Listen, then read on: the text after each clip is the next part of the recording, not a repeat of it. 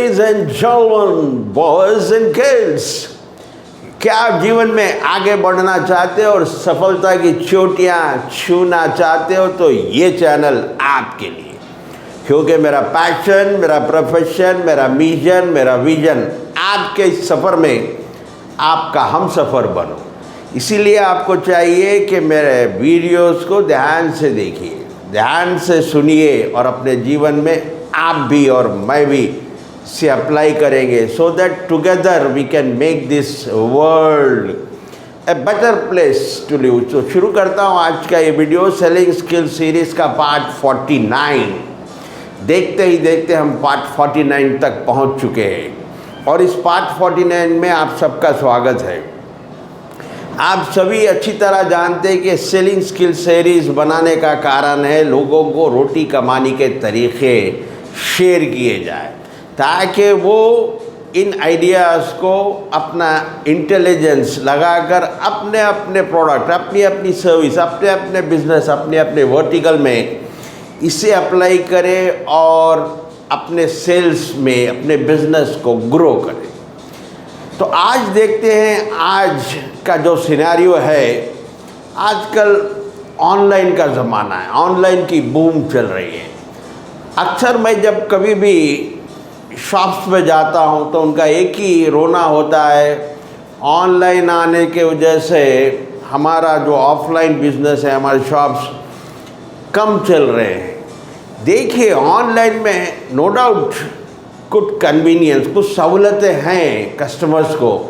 जहाँ पर भी उसे सहूलत दिखती है, कुछ कन्वीनियंस दिखता है, कुछ एक्स्ट्रा दिखता है, वो ज़रूर वहाँ परचेस करेगा, बाई करेगा। फॉर एग्ज़ाम्पल, जब ऑनलाइन कोई चीज़ कस्टमर लेता है तो प्राइस की ट्रांसपेरेंसी होती है।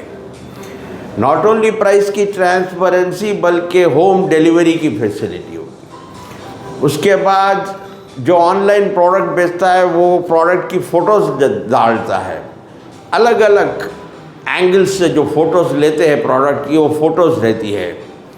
प्रोडक्ट के बेनिफिट्स के बारे में क्लियरली एक्सप्लेन किया जाता है। फिर जो लोग भी इसे प्रोडक्ट को बाई किए उनके रिव्यूज़ रहते हैं। इसके अलावा रिटर्न पॉलिसी, आपको अगर प्रोडक्ट में कोई डिफेक्ट दिखा, डिफिशियंसी दिखा तो आप रिटर्न भी कर सकते हैं। कुछ टाइम रहता उसके अंदर, इतने पीरियड के अंदर आप रिटर्न भी कर सकते हैं।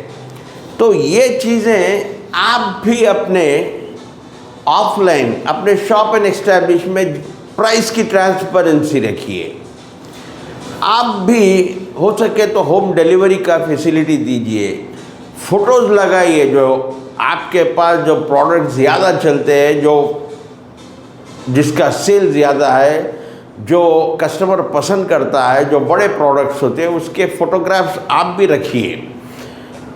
और सबसे इम्पॉर्टेंट चीज़, ऑनलाइन में सब कुछ वो लोग कर सकते हैं, यानी प्राइस की transparency, home delivery, photos, product benefits, reviews, return policy, लेकिन वो कस्टमर से रैपो नहीं बना सकते, कस्टमर से तालमेल नहीं बना सकता ऑनलाइन में। ये ऑप्शन आपके पास है। ऑफलाइन बिजनेस कर रहे, शॉप्स लगा के बैठे, आपको चाहिए कि अपने कस्टमर से रैपो बनाए, कस्टमर से तालमेल बनाए। तालमेल जब बन जाता है कस्टमर का, कस्टमर को इमोशनली कनेक्ट करने की कोशिश करिए। जब आप इमोशनली कनेक्ट कर लेंगे कस्टमर को तो कस्टमर ऑनलाइन छोड़कर आपके पास आएगा। देखिए, याद रखिए, सक्सेस का एक ही मंत्र है। सक्सेस का क्या मंत्र है? वो आप जो भी काम करते हो, अगर सामने वाले को ये लगे कि मज़ा आ गया। आप एक टीचर है, आप पढ़ाने के बाद स्टूडेंट्स अगर ये कहें कि मज़ा आ गया, समझ लो आप एक बेहतरीन बेस्ट टीचर हो। आप उसी तरह एक गायक हो, सिंगर हो, एक्टर हो, आपकी एक्टिंग देखकर, आपके सॉन्ग सुनकर कोई ये कह दे कि मज़ा आ गया, तो आप एक बेस्ट सिंगर हो, एक बेस्ट एक्टर हो। अगर आप झाड़ू भी मारते, स्वीपर भी हो, आप मारने के बाद आपके क्लीननेस को देखकर, आपके साफ़ सफाई को देखकर कोई कह दे कि बड़ा मज़ा आ गया, तो समझ लो आप उसमें सक्सेसफुल हो गए। तो मैंने एक शॉप में देखा, जब परफ्यूम बाई करने गया था, वो एक कश्ती यानी ट्रे में एक 8-10 परफ्यूम्स रखा। मैंने पूछा ये ट्रे में अलग रखा, क्या बात है? और उस पर एक छोटा सा राइटिंग में लिख कर लगा दिया, टैग लगा दिया। वहाँ पर लिखा हुआ क्या था वो टैग पर? मज़ा आ गया वैरायटी। अरे वाला ये क्या है, ये मज़ा आ गया वैरायटी? तो कहने लगा कि सर ये जो परफ्यूम्स है बहुत बढ़िया परफ्यूम है और ये ज़्यादा लोग इसे ही बाई करते हैं, ज़्यादा चलते हैं मेरे शॉप पे, इसलिए मैंने उसे सेपरेट कर रख दिया हूँ। और कोई कस्टमर आए तो पहले वो ट्रे सामने बताता हूँ, प्रेजेंट करता हूँ कि ये जो है मज़ा आ गया वैरायटी है। लोग आजकल ज़्यादा यही परफ्यूम यूज़ कर रहे हैं। तो कस्टमर की साइकोलॉजी देखो, जब उसे ये लगे कि लोग जिस प्रोडक्ट को ज़्यादा यूज़ कर रहे हैं उसे पता चले तो वो भी वही लेता है। और यहाँ पर शॉपकीपर की भी मेहनत कम हो जाती है, उसे उतना टाइम नहीं लगता आप प्रोडक्ट बताने में, एक्सप्लेन करने में। जब ये जो आइडिया है मज़ा आ गया वैरायटी, आप अपने बिजनेस में, अपने प्रोडक्ट में भी, अगर आप शूज़ बेचते हैं, कुछ शूज़ के पेयर्स अलग रखिए एक रैक में, कहिए कि मज़ा आ गया वैरायटी शूज़ है। आजकल जो चल रहे हैं, आप शर्ट शलवार बेच रहे हैं, आप शर्ट्स बेच रहे हैं, आप टी शर्ट बेच रहे हो, आप जीन्स बेच रहे हो, आप साड़ीज़ बेच रहे हो, ऐसा एक रैक रखिए सेपरेट। और कुछ वैरायटीज़, स्पेशल वैरायटीज़ रखिए इसके अंदर जो ज़्यादा चल रही है और आपके दुकान पर ज़्यादा बिक रही है। उससे कस्टमर अट्रैक्ट होगा, कस्टमर आपके पास आएगा, आपका भी टाइम सेव होगा, कस्टमर का भी टाइम बच जाएगा और आपका बिजनेस ग्रो होते जाएगा। देखिए आज इंटरनेट का ज़माना है, सोशल मीडिया को बहुत लोग यूज़ कर रहे हैं, हर एक के हाथ में सेलफोन आ गया है। कभी भी कस्टमर को बेवकूफ़ बनाने की कोशिश मत करिए। मैंने कुछ लोगों को सुना है, एक बार का इवेंट है, एक बार का इंसिडेंट है, जो एक LIC agent, life insurance agent जो था, वो अक्सर उनकी एक टीम होती थी, उनका एक ग्रुप होता था, और वो जब भी आता शाम में जाकर, जब बिज़नेस पे सेल्स कॉल पर जाके आता शाम में, अपने जो कोलीग्स वगैरह रहते हैं और दूसरे भी लोग उसमें रहते हैं, उसके फ्रेंड्स को कहता कि आज एक बकरा को काट दिया मैंने, आज एक बकरा मिल गया, काट दिया। उसके बाद एक बार ऐसा हुआ, वो नाम भी बोल दिया इत्तेफाक से, अरे वो बबलू कंप्यूटर वाला आज उसे बकरा बना दिया। और इत्तेफाक से उसको जान पहचान का आदमी उसके अंदर था ग्रुप में। वो इमीडिएट थोड़ी देर के बाद फ़ोन करता है बबलू को, कहता है अरे भाई क्या है, कुछ LIC पॉलिसी वगैरह लिया सुना है मैंने।